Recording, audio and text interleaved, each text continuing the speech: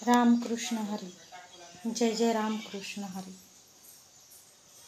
जय शिवशंभो. अवधूत चिंतन श्री गुरुदेव दत्त. गुरुदेव दत्त. मी आज तुम्हाला महत्त्वाच्या विषयावर बोलणार आहे. तसं तर हा वेळ सकाळचा आहे, 9:15 वाजलेले आहेत. मला सकाळच्या वेळेत बऱ्याचदा कामं असतात. स्वयंपाक, धुणं, भांडी, घरची कामं असतात. परंतु आज वाईच निवांत वेळ आहे. तर मला एक सांगायचं आहे की गुरु का करावा. गुरु का करावा. मी बऱ्याच माणसांच्या गाठीभेटी घेतल्या, म्हणजे पडतात. आणि गाठीभेटी घेतल्यानंतर मी म्हणते होय हो, तुमच्या गळ्यात माळ नाही आणि तुम्ही वशाट खात नाही असं कळलं.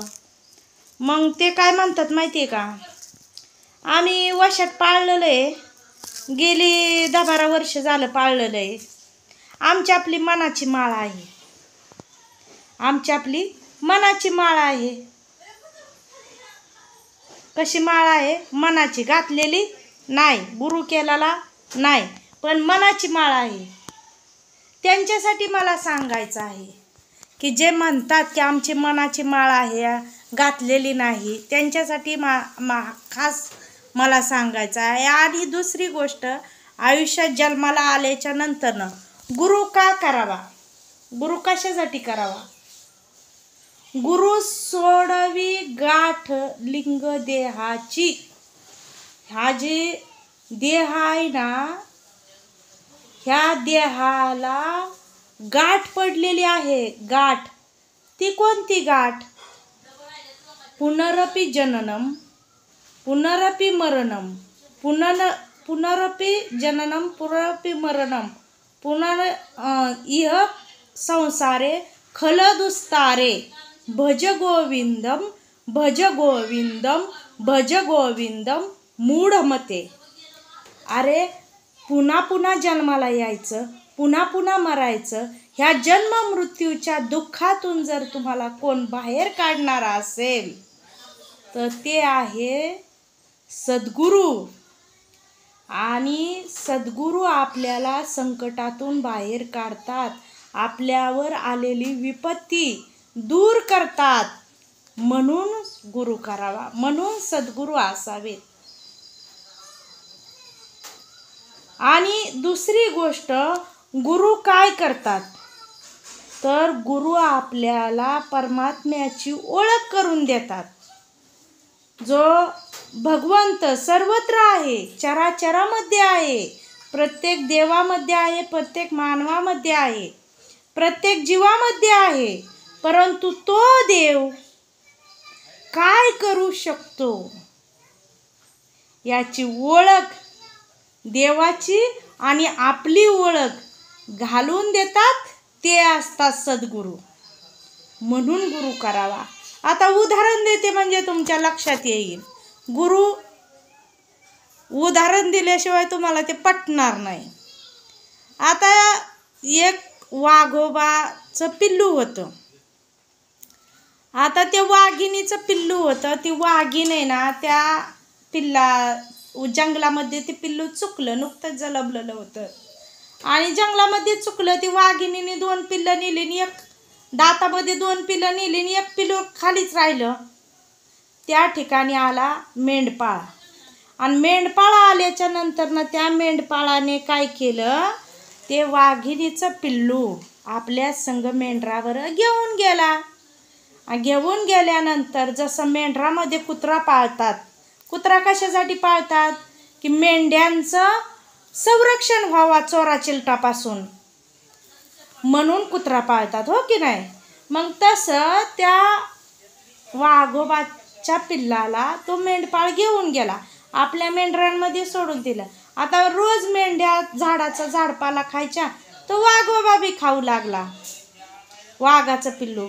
परंतु ते थोडंसं मोठं झाल्यावर ती वाघीण त्या ठिकाणी आली.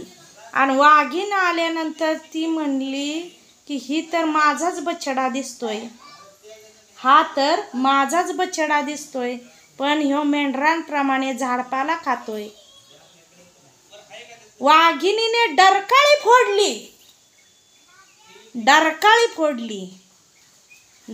फोडल्यावर मेंढरं पळून गेली. आणि जे वाघाचं पिल्लू होतं ते त्या ठिकाणी राहिलं. आणि राहिल्यानंतर वाघिणीने त्याला तळ्यावर घेऊन गेली. तळ्यावर घेऊन गेल्यानंतर म्हणली, तळ्यात बघ म्हणली. तळ्यात बघ म्हणल्यावर त्याने ते खाली तळ्यात पाहिलं आणि पाहिल्यावर म्हणली, बघ मी आणि तू आपण दोघे सारखेच दिसत आहोत. नीट डोळं फाडून बघ म्हणली. वाघाच्या पिल्लाने वाघिणीला पाहिलं, स्वतःला पाहिलं, परत वाघिणीला पाहिलं खाली वर असं, मग स्वतःला पाण्यात पाहिलं. म्हणला आता जमलं. म्हणला बरोबर आहे. म्हणला मी तुमच्यासारखाच दिसत आहे की. मग वाघीण म्हणली, अरे वाघोबा दादा त्या छोट्या पिल्लाला म्हणली, अरे तू तर माझ्यासारखाच आहे, मग तू शेळ्यामध्ये का हिंडतो आहे? तू शेळ्यामध्ये का हिंडतो आहे? काय कारण काय? नाही म्हणला, मला नाही माहिती. म्हणले तुझं खाद्य झाडपाला नव्हे, तू जंगलाचा राजा आहेस. शिकार करणं तुझं काम आहे, ते तुझं खाद्य नाही. तू जंगलाचा राजा आहेस. हे कुणी जाणीव करून दिली? वाघिणीने. बर ती झाली कथा. मला तुम्हाला सांगायचं गुरु का असावा. मग आहे ना, तो मोठा झाला वाघोबा. आणि वाघोबा मोठा झाल्यावर परत त्या शेळ्या त्या ठिकाणी चरायला आल्या. त्या वाघोबाने पाहिल्या. आईचे शब्द आठवले की शिकार करून खाणे. त्याने त्या शेळीच्या मागे लागला. शेळी एकटी चुकली होती वनात. त्या शेळीच्या मागे लागला. म्हणला माझं बक्ष तू आहेस. शेळी पुढे पळायला लागली. त्याला वाघोबाला पाहून पुढे पळायला लागली. पुढे होतं तळं गाळाने भरलेलं. त्या गाळाने भरलेल्या तळ्यात शेळी अडकल्यावर आहे ना, रवली. थोडक्यात त्या गाळात रवलीवर ते वाघोबा उडी मारणार तसं जशी झेप घेतली तेवढ्याच झेपणं तेवढ्याच वजनाने वाघोबा गुतला त्या गाळामध्ये. आता गुतल्यावर आहे ना, शेळी म्हणली, खाकी म्हणली मला. अरे म्हणली तुला कुणी मालक आहे का? म्हणलं मला कशाला मालक लागतोय, मी तर ह्या जंगलाचा राजा आहे, राजा. मला कुणी मालक बिलक काय नाही, मी स्वतःच राजा आहे. हो का म्हणली. मग तुझी सुटका कशी होणार म्हणली ह्या गाळातनं, कारण हातपाय हलवल्यानंतर गाळात जास्त रवलं जातं. तुझी सुटका तू कशी करून घेणार? म्हणला मी जंगलाचा राजा आहे. पण म्हणली मला मालक आहे, मालक. मला ना मालक आहे, तुला नाही मालक म्हणली. तुला मालक नाही, तुझी तूच सुटका करून घ्यायची. पण मला मालक आहे. कोण मालक आहे बोलव तुझा. कोण मालक आहे म्हणल्यावर शिर्डीने ओरडायला सुरुवात केली. ब्या ब्या ब्या. मालक तिकडून धावतच आला. धावत आल्यावर शिर्डीला गाळातून बाहेर काढली. शेळीला घेऊन गेला. वाघोबा मात्र म्हणला मीच जंगलाचा राजा आहे. तो तिथंच राहिला. दृष्टांत कशासाठी दिला की ज्याला गुरु आहे तो गुरु सोडवी गाठ लिंग देहाची. लक्षात घ्या, गुरु सोडवी तात्काळ म्हणजे लगेच गाठ लिंग देहाची. आपल्या देहाला भगवंतापर्यंत नेण्याचं किंवा आपल्या ह्या जीवाला भगवंतापर्यंत नेण्याची, जीवाशिवाची ओळख करून देणारा कोण जर असेल तर तो आहे सद्गुरू. म्हणून तुम्ही जन्माला आला आहात, कुणी नाथ संप्रदायातले गुरु करतात. आता हे माझे रुद्राक्षाची माळ आहे. पहिल्यांदा मी पांडुरंगाची माळ घातलेली गुरु करून, आणि त्याच्यानंतर ही रुद्राक्षाची माळ आहे. तर ही रुद्राक्षाची माळ मला माझ्या कर्माने मला मिळाली. मी स्वतःहून म्हणजे घालण्याचा प्रयत्न केला नाही, तर ती माझ्या कर्माने आली मला. मी नाथ सांप्रदायिक झाली. पहिल्यांदा वारकरी सांप्रदायिक होती, आणि वारकरी सांप्रदायिक नाथ संप्रदायाचा पायाच आहे. पण त्याच्यानंतर नाथ सांप्रदायिक झाली. तर मला एक सांगायचं आहे, अजून एक तुम्हाला उदाहरण द्यायचं आहे. ते सत्य आहे.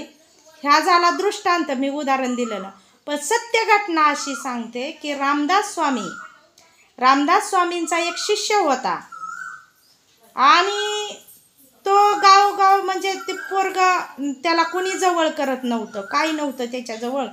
नुसत्या त्या पोराला कोण जवळ करणार. मग तो रामदास स्वामींकडे गेला. रामदास स्वामींकडे गेला, म्हणला मला काय खाण्यासाठी मिळेल का. रामदास स्वामी म्हणले रोज तुला पोटभर जेवायला घालेल, पण तुला माझं दास्यत्व पत्करावं लागेल. मग दास्यत्व पत्करायचं म्हणजे काय करायचं, तर तुला मी शिष्य करणार आहे, तू माझा गुरु म्हणून स्वीकार करशील का. हो म्हणला, चालेल, मी तुमच्या म्हणण्याप्रमाणे ऐकील आणि तुम्हाला माझे गुरु करून घेईल. मग रामदास स्वामींनी सांगितलं, ही भगवी कपडे देतो, तू गावामध्ये रोज भिक्षा मागून आणायची, आणि भिक्षा मागून आणल्यानंतर तू या ठिकाणी ठेवायची आहे, आणि त्याच्यामध्ये आपण दोघांनी पोट भरायचं आहे. चालेल का. हो म्हणला, चालेल. रामदास स्वामींनी त्याला शिष्यत्व दिलं, आणि दिल्यानंतर गुरुमंत्र दिला. गुरुमंत्र काय होता. समर्थाच्या सेवका वक्रदृष्टी पाहे, असा भूमंडळी जगी कोण आहे. समर्थाच्या सेवका वक्रदृष्टी पाहे, असा भूमंडळी जगी कोण आहे. समर्थाच्या सेवका वक्रदृष्टी कोण पाहे, असा भूमंडळी जगी कोण आहे. समर्थाच्या सेवकाला वाकड्या दृष्टीने पाहणारा असा जगात कोण आहे. कुणी नाही. मग ठीक आहे म्हणला. गेला गावामध्ये भिक्षा मागायला. 1-2 दिवस झाले, 3 दिवस झाले, आणि या रामदास स्वामींनी सांगितलं होतं एका दिवशी फक्त 5च घरी भिक्षा मागायची, जेवढी मिळेल तेवढीच घरी घेऊन यायची, तेवढीच हिता आणायची, 5 घराच्या वर मागायची नाही. आता पहिली 5 झाली, त्याच्यानंतर 5 झाली. काही दिवस गेल्यानंतर तो एका ठिकाणी गेला, मंत्र म्हणला, समर्थाच्या सेवका वक्रदृष्टी पाहे, असा भूमंडळी जगी कोण आहे. घरातल्या मालकाने, आता तो मालक म्हणजे कसा ऐकलं, आणि तो मालक म्हणजे सामान्य नव्हता, देवभक्त होता, शिवभक्त होता, आणि शिवभक्त असल्यामुळे तो अंतर्यामी होता. अंतर्यामी, त्याला भूत वर्तमान काळ भूत भविष्य याचं ज्ञान होतं. आणि त्याने त्याच्या कपाळाकडे पाहिलं, त्या समर्थाच्या सेवकाच्या. अरे म्हणला, तू सेवक कुणाचा आहे. म्हणला, मी रामदास स्वामींचा आहे. पण आहे ना म्हणला, उद्या सकाळी 10 वाजता तर तुला मरण येणार आहे, यम न्यायला येणार आहे. त्याने ती भिक्षा मागायची सोडून दिली, रडत रडत गेला रामदास स्वामींकडं. आणि रडत रडत गेल्यानंतर सांगितलं, मला असा एक माणूस म्हणला. आणि त्याच्या बाबतीत मी गावात चौकशी केली, तर गावातली माणसं अशी म्हणली की त्याचा शब्द कधी खोटा ठरत नाही, खराच होतो, आजवर खोटा झाला नाही. रामदास स्वामी म्हणले, ठीक आहे, आज माझ्या अंथरुणावर तू झोपायचं, माझ्या गोंगडीवर तू झोपायचं, आणि माझ्या परवानगीशिवाय उठायचं नाही. रातभर तो स्वामींच्या अंथरुणावर बसून राहिला. सकाळी 10 वाजता त्याला यम न्यायला येणार होते. रामदास स्वामी म्हणले बस या गोंगडीवर, आणि कुणी हाक मारली ना तर उठायचं नाही. कुणी हाक मारू दे, अजिबात उठायचं नाही. तुला लालच धावतील, तू उठायचं नाही. रामदास स्वामींनी गोंगडी अंथरली, त्याच्यावर झोपले. झोपल्यावर त्या बाळाला म्हणले हे गोंगडी सोडायची नाही, माझ्या गोंगडीवर बस. 10 वाजता नेमका यम न्यायला आला. न्यायला आल्यावर त्या बाळाला खुणवू लागला. इकडं ये म्हणायचा, इकडं ये. ती म्हणायचा आणि रामदास स्वामींक बोट करायचा, असा बोट करायचा. मला गुरूंनी सांगितलंय येणार नाही, मला गुरूंनी सांगितलंय उठायचं नाही. नाही उठणार.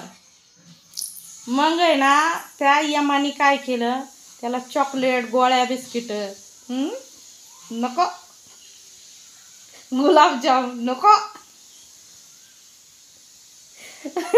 राजमाल नको, नाना तऱ्हेचा प्रयत्न केलं. अप्सरा नको, नाना तऱ्हेचा प्रयत्न केलं, पण त्याने आपल्या गुरुवर पक्का विश्वास ठेवला, गुरुच्या शब्दावर विश्वास ठेवला. आणि यमाची नेण्याची वेळ संपली. लक्षात घ्या, यमाची नेण्याची वेळ संपली.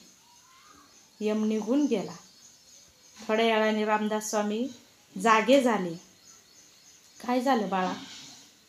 अहो म्हणला आला होता मला न्यायला, एक रेड्यावर बसून आला होता, त्याच्या हातात चाबूक होता आणि तो मला खुणवत होता. नाना तऱ्हेचं चॉकलेट, गोळ्या, बिस्किट, गुलाबजाम, नाना तऱ्हेचं पदार्थ दावलं, अप्सरा दावल्या, राजवैभव दावलं, पण मी नाही गेलो. शाबास. आणि मग म्हणला जाऊन सांग त्या माणसाला ज्याने तुला सांगितलं 10 वाजता यम तुला न्यायला येणार आहे, त्याला जाऊन सांग मी जित्ताय. लगेचच 11 वाजता गेला. 10ला यम निघून गेला, 11 वाजता गेला. समर्थाच्या सेवका वक्रदृष्टी पाहे, असा भूमंडळी जगी कोण आहे. जय जय स्वामी समर्थ महाराज की जय. आता लय मोठ्याने म्हणला, चांगली घरातली वस्तीवली सारी गावातली जागी होती असा म्हणला. माणसं म्हणली ती कालच नेलं गेलेलं पोरग ना त्याला 10 वाजता यमने येणार होता. ती मालक होता ती बी बाहेर आला. आता म्हणला तुला भिक्षा वाढणार, पोटभर वाढणार, तू खरंच समर्थाचा सेवक आहे. म्हणून सांगते गुरु करा, गुरु सोडवी गाठ लिंग देहाची. लक्षात घ्या, गुरु आपल्याला परमात्म्याची ओळख करून देतात. देव जरी नामदेवाला देव रोज ताटात जेवत होते, पण तो देव किती सामर्थ्यशाली आहे, किती शक्तिशाली आहे, त्याच्या आज्ञेत काय काय आहे हे जाणीव करून देण्यासाठी नामदेवाला सुद्धा गुरु करावा लागला. जय जय रामकृष्ण हरी. जय जय रामकृष्ण हरी.